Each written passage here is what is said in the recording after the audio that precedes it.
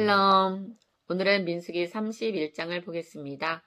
본문을 보면 이스라엘 민족이 가나안으로 들어가기에 앞서 하나님께서 모세에게 미디안을 정복하라는 전쟁 명령을 하십니다.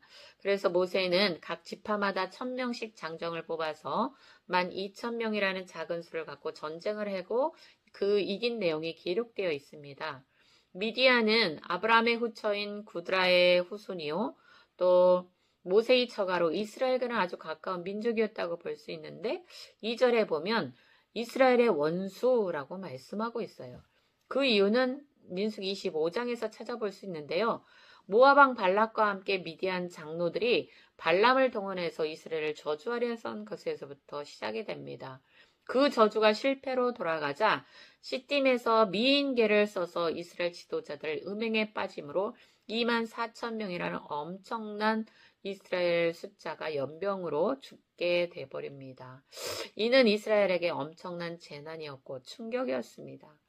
이스라엘은 출애굽 후에 40년 동안 광야에서 생활하면서 하나님의 거룩한 그런 백성된 거룩한 공동체로서 정결 훈련을 그동안 받아왔고 그렇게 키워져 왔거든요. 그리고 이들이 앞으로 들어갈 가나안 땅의 문화는 너무나 타락되었기 때문에 그 타락에서 이스라엘 공동체를 지켜낼 수 있는 길은 오직 거룩함이었고 섞이지 않는 그런 성결이었어요.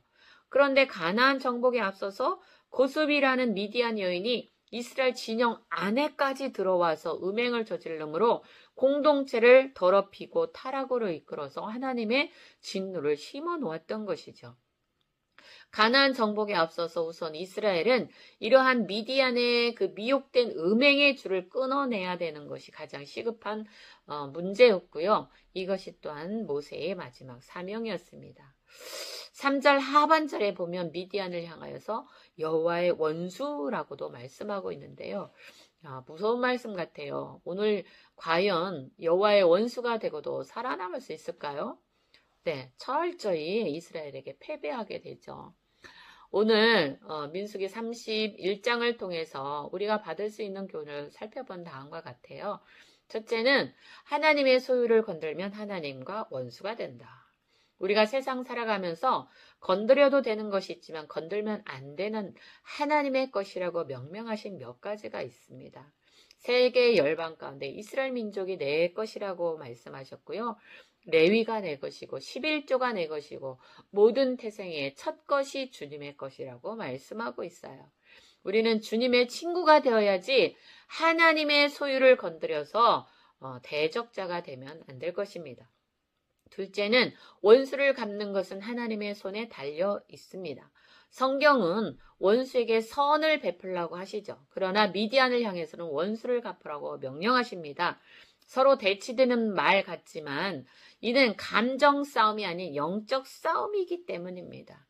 미디안 민족은 하나님의 백성을 괴롭히고 무너뜨리는 사탄의 세력의 상징입니다. 그러므로 영적 싸움에 있어서 죄의 세력과 끝까지 싸울 때 하나님이 하십니다.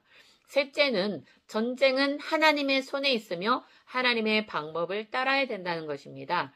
미디안의 남자들은 최소한 7만 명 이상이 존재할 것이라고 추정이 되는데 이스라엘 백성 중에서 전쟁에 나갈 수 있는 60만 명 중에 고작 12,000명만 가지고 전쟁을 하기에는 전략적으로 납득이 되지 않고 인간으로 생각해도 이해되지 않는 그런 명령이었죠.